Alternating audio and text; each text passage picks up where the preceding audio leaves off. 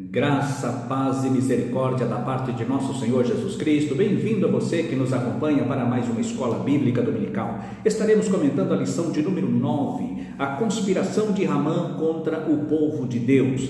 É a nona lição deste terceiro trimestre do ano de 2024. Já convido a você, se ainda não for, inscreva-se no canal, comente, compartilhe e vamos juntos levar a palavra do Senhor Jesus. Querido amigo, companheiro, professor de escola dominical, alunos da EBD, nós temos um assunto bastante interessante nesta lição. Vai ser apontado alguns dados históricos acerca da perseguição contra o povo judeu. Em outras palavras, o antissemitismo.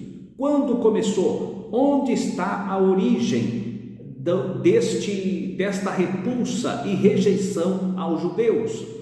Quem promoveu essas batalhas? Nós estaremos vendo as datas de onde ocorreram, quando ocorreram esses fatos narrados em Esther, e também o antissemitismo moderno e até onde vai esta perseguição contra os princípios judaicos. E nós vamos ver aí também nesta lição que o ataque do inimigo das nossas almas não é apenas contra o povo judeu, mas é contra todo o princípio judaico-cristão. A nossa lição ela está dividida em 3 pontos distintos, que o primeiro deles vai falar sobre o plano odioso de Amã, a tristeza de Mardoqueu, dos judeus e de Esther, e também o perigo e a crueldade do antissemitismo moderno. Nós vemos aqui, primeiramente, esse plano de Amã. O ódio dele era contra Mardoqueu, porém, nós sabemos que, como vimos na lição anterior, a sua preocupação maior era contra o povo judeu. Ele tinha a sua ancestralidade, era ligada a Amaleque, aos amalequitas, ao Agagita, tanto é que ele é tratado de Agagita, da origem de Agag, aquele mesmo que fora poupado indevidamente por Saul. Agora nós vemos o seu descendente, a sua linhagem, se levantando para destruir o povo de Deus.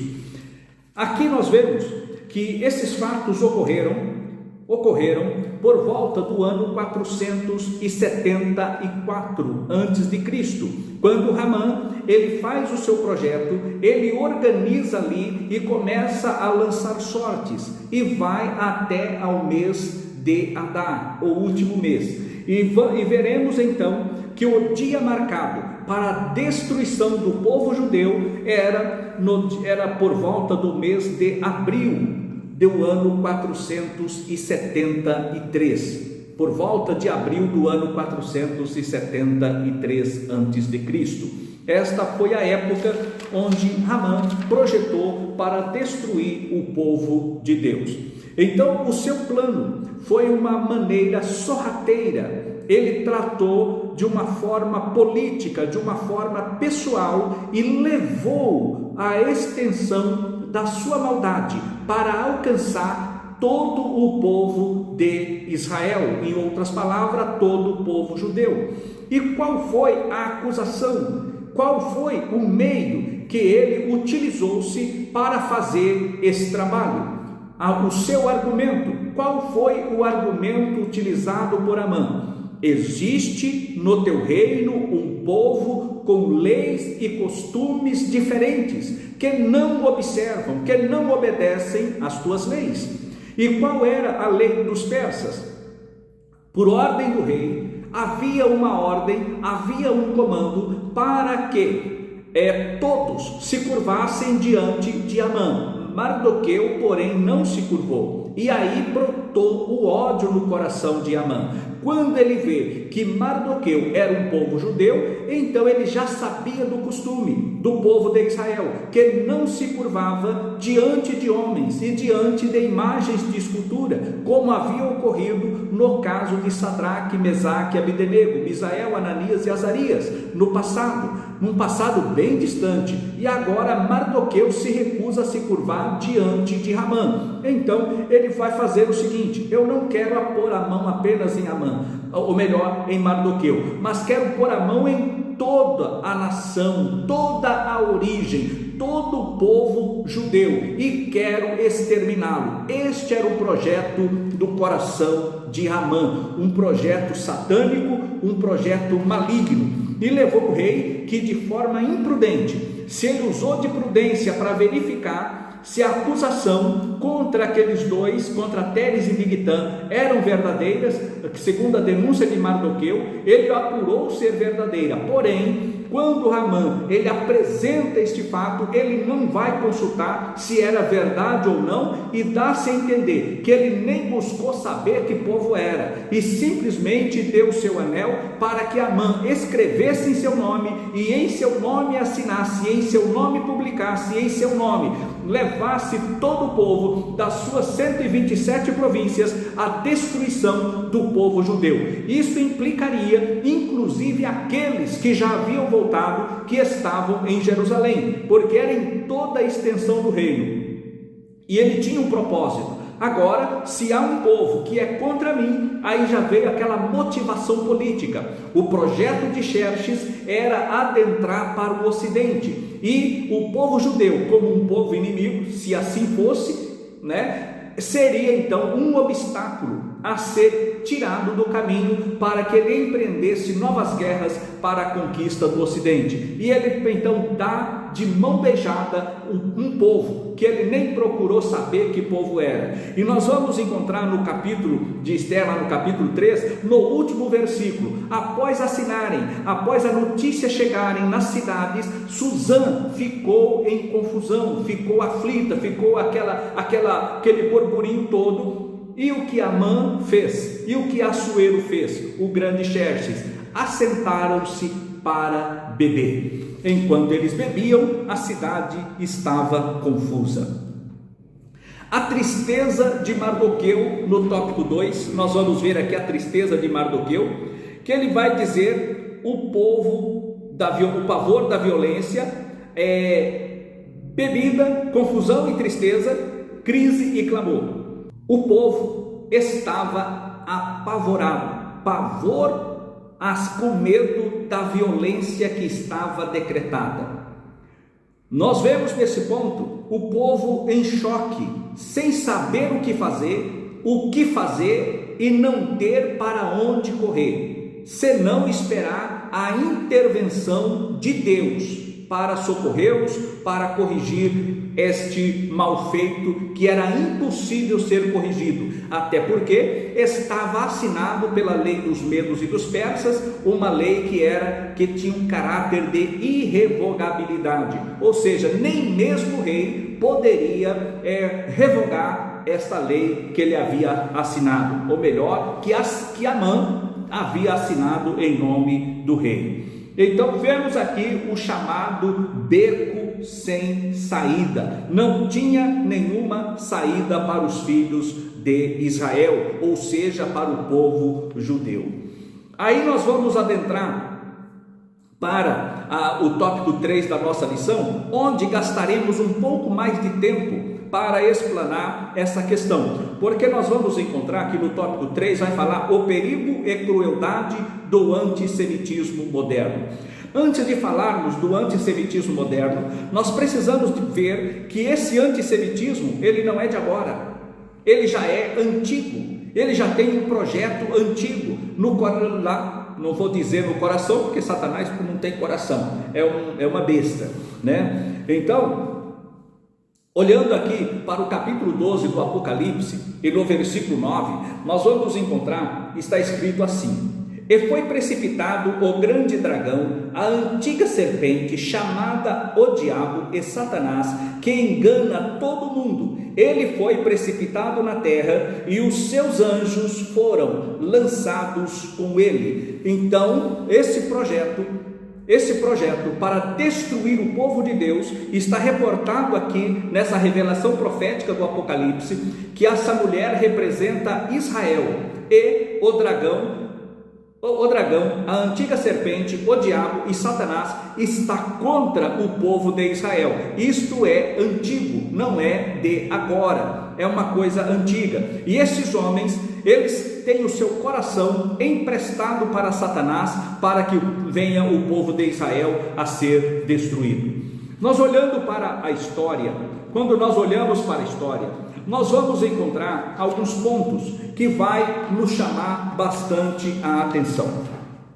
Nós temos aqui que no ano 70 da nossa era, para começar, começa no ano 49, quando os judeus são expulsos de Roma. No ano 70, Jerusalém ela é cercada por 5 meses, e há uma estimativa que mais de 1.100.000 judeus foram mortos no período da destruição de Jerusalém no ano 70.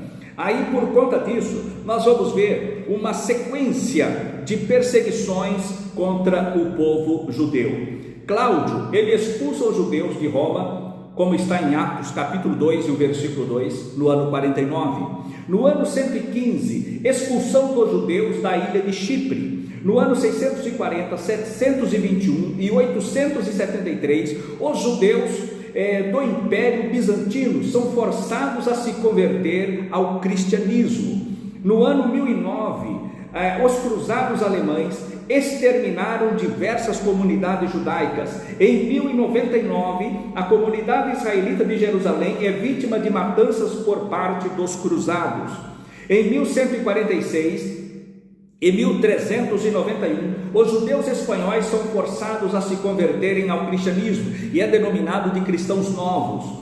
Eles foram no ano 1290 expulsos da Inglaterra, em 1306 expulsos da França, em 1355 a população ela passa um massacre de 12.000 judeus em Toledo, na Espanha. Em 1349 a 1360 foram expulsos da Hungria. Em 1420 aniquilada a comunidade judaica de Tolosa. Em 1421 expulso da Áustria. Em 1492 expulso da Áustria. E também 180.000 judeus expulsos da Espanha, ou seja, teve 2 expulsões da Áustria, em 1421 e depois em 1492. Em 1495 são expulsos da Lituânia. Em 1497 são a expulsão dos judeus da Cilícia e da Sardenha. Em 1502, todos os judeus de Rhodes são forçados a se converterem ao catolicismo sob ameaça de expulsão e de serem transformados em escravos. Em 1516, massacre de milhares de judeus em Lisboa, Portugal. Daqui surge as origens dos judeus serfaditas. Em 1541, foram expulsos do reino de Nápoles. As matanças perpetradas por Ximenes. Em 1648 e 1656, 200.000 judeus são assassinados na Polônia. Em 1727 e também em 1747, 2 expulsões em 20 anos, são expulsos da Rússia. Em 1838, a comunidade judaica de Mashhad, Pérsia, é forçada a se converterem ao Islã. Primeiramente foram forçados a se converterem ao cristianismo e agora forçados a se converterem ao Islã. Em 1882 e a 1890, 750.000 russos são obrigados a viver numa área limitada, dando origem aos guetos.